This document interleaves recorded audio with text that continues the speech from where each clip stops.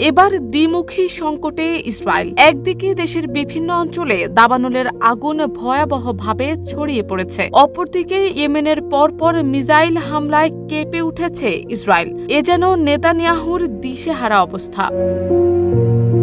ইসরায়েলের উত্তর ও মধ্যাঞ্চলে দাবানল ভয়াবহ আকার ধারণ করেছে। জেরুজালেমের এই আগুনে এখন পর্যন্ত প্রায় ৬,০০০ একর এলাকা ছাই হয়ে গেছে, যার মধ্যে ২,০০০ একর বনভূমি। হাজার হাজার মানুষকে সরিয়ে নিতে বাধ্য হয়েছে কর্তৃপক্ষ। দাবানলের তীব্রতা এতটাই যে জাতীয় জরুরি অবস্থা ঘোষণা করেছেন প্রধানমন্ত্রী বেনিয়ামিন নেতানিয়াহু।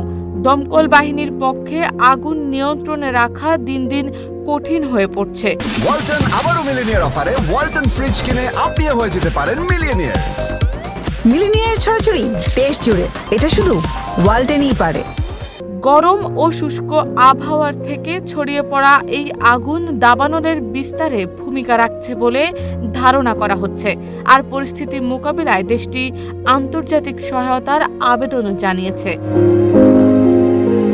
শনিবার থেকে ইয়েমেনের সেনাবাহিনী তেল আবিবের সামরিক স্থাপনায় নতুন করে ক্ষেপণাস্ত্র হামলা চালিয়েছে। ২৪ ঘন্টার ব্যবধানে ইয়েমেন পরপর ৪টি মিসাইল হামলা চালায়। অনবরত ইসরায়েল জুড়ে বাজছে সাইরেন। ইয়েমেন থেকে ছুটে আসা বিস্ফোরণের শব্দে আতঙ্ক ছড়িয়ে পড়েছে মানুষের মধ্যে। সীমানা পার হওয়ার আগেই মিসাইল ধ্বংস করার কথা বললেও আগুন আর বিস্ফোরণের শব্দ ভিন্ন কথাই বলছে।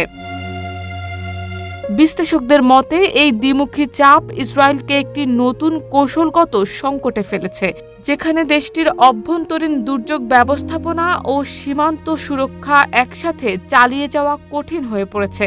প্রধানমন্ত্রী নেতানিয়াহু এক বিবৃতিতে জানান, ইসরায়েল শত্রুদের শক্ত হাতে জবাব দেবে, তবে দেশ জুড়ে বাড়তে থাকা জনরোষ এবং সরকারের দুর্বল সমন্বয় নিয়ে সমালোচনা জোরদার হচ্ছে। সেনাবাহিনী, সীমান্ত এবং দাবানলের আগুন দুই দিক একসাথে মোকাবেলায় হিমশিম খাচ্ছে বলে অভিযোগ উঠছে বিভিন্ন মহলে। রাজনৈতিক বিশ্লেষকরা বলছেন, নেতানিয়াহুর নেতৃত্ব বর্তমানে এক বিশাল চাপের মুখে রয়েছে। তবে এত সংকটের মধ্যেও থেমে নেই গাজায় হামলা চালানো। গাজা ভূখণ্ডে ইসরায়েলি হামলায় গত একদিনে কমপক্ষে আরও ৩৯ জন ফিলিস্তিনি নিহত হয়েছেন। আহত হয়েছেন আরও অনেকে। এতে অবরুদ্ধ এই উপত্যকায় নিহতের সংখ্যা প্রায় ৫২,৫০০ জনে ছাড়িয়ে গেছে। একদিকে প্রাকৃতিক বিপর্যয় দাবানল, অন্যদিকে নিরাপত্তাজনিত সংকট, মিসাইল হামলা। দুই মেরু চাপের মুখে ইসরায়েল বর্তমানে এক কঠিন পরিস্থিতির মধ্য দিয়ে যাচ্ছে।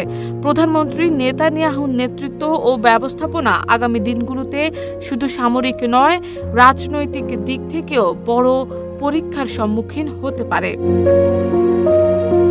শারমিন নিশু, ঢাকা পোস্ট।